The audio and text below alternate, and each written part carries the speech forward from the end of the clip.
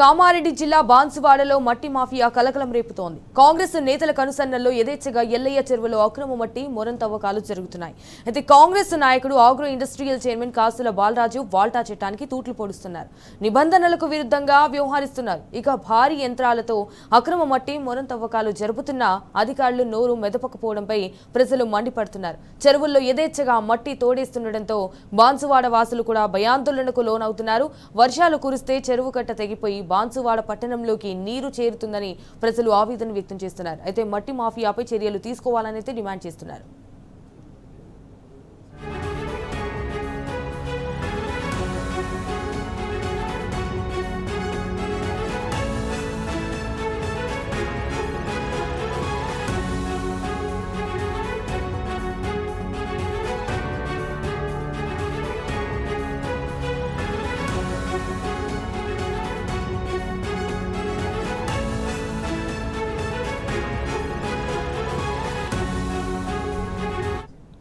So right, ఇదే విషయంపై మరింత సమాచారాన్ని మా ప్రతినిధి రవీందర్ ఫోన్ ద్వారా అందిస్తారు. Right Ravinder, what's updates?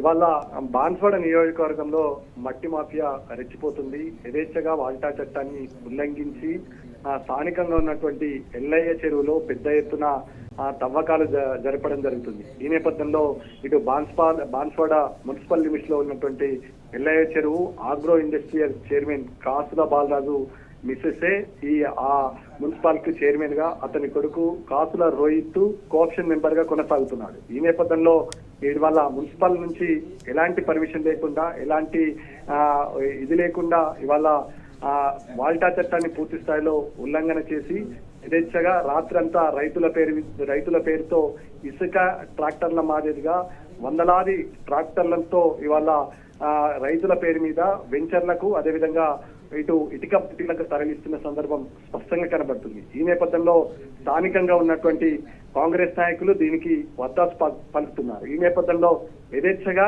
ఇవాళ ప్రభుత్వంలో ఉన్నటువంటి ఆగ్రో ఇండస్ట్రీ చైర్మన్ కాసుల బాలరాజు వ్యవహరిస్తున్న తీరు పట్ల ఇవాళ అటు బాన్స్వాడలో ఉన్నటువంటి ప్రజలు, బాన్స్వాడ పట్టణ వాసులు ఆశ్చర్యం వ్యక్తం చేస్తున్నారు. గతంలో ఎప్పుడు కూడా ఇలాంటి పరిస్థితి కూడా లేదు.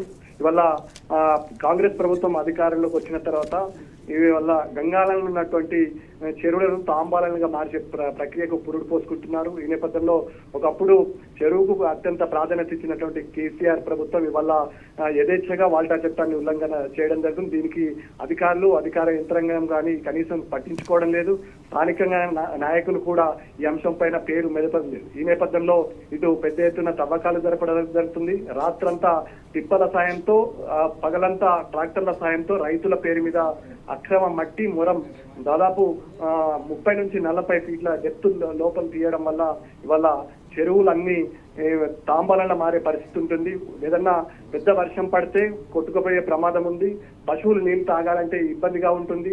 అక్కడికి వెళ్లి పశువులు కానీ పశువుల కాపర్లు కానీ ఇబ్బందికరమైన సిచ్యువేషన్ ఎదుర్కొంటాయి.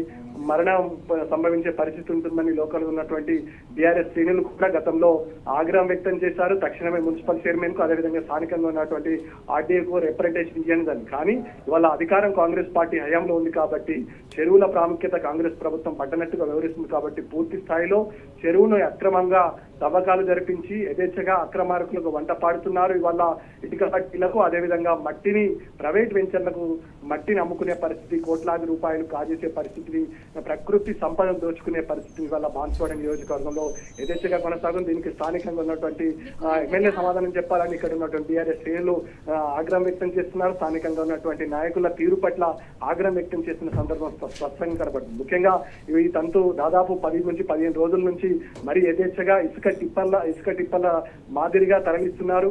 ఇక్కడ నుంచి దూర ప్రాంతాలకు దాదాపు 12,000 నుంచి 16,000 రూపాయలకు ఒక ట్రాక్టర్, అదేవిధంగా ఇక్కడ ఉన్నటువంటి ఈ జేసీబీల సహాయంతో యథేచ్ఛగా పెద్ద పెద్ద పోక్లేన్లు, అదేవిధంగా ఇక్కడ ఉన్నటువంటి భారీ యంత్రాలతో తవ్వకాలు జరిపించడం వల్ల సామాన్య ప్రజలు రోడ్ ఎక్కాలంటే భయపడుతున్నారు. ముఖ్యంగా సామాన్య ప్రజలు రాత్రిపూట భయాందోళనకు గురవుతున్నారు. భారీ శబ్దాలతో ఇబ్బందికరమైన situation.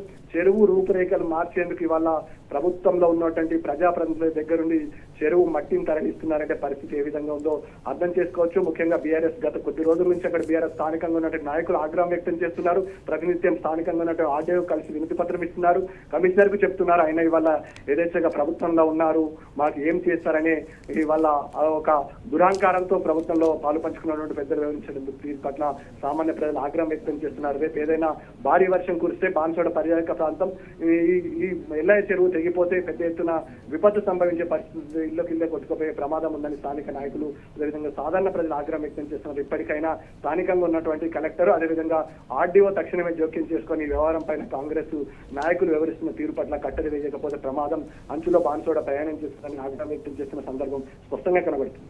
Okay, all right Ravinder, thank you for the updates.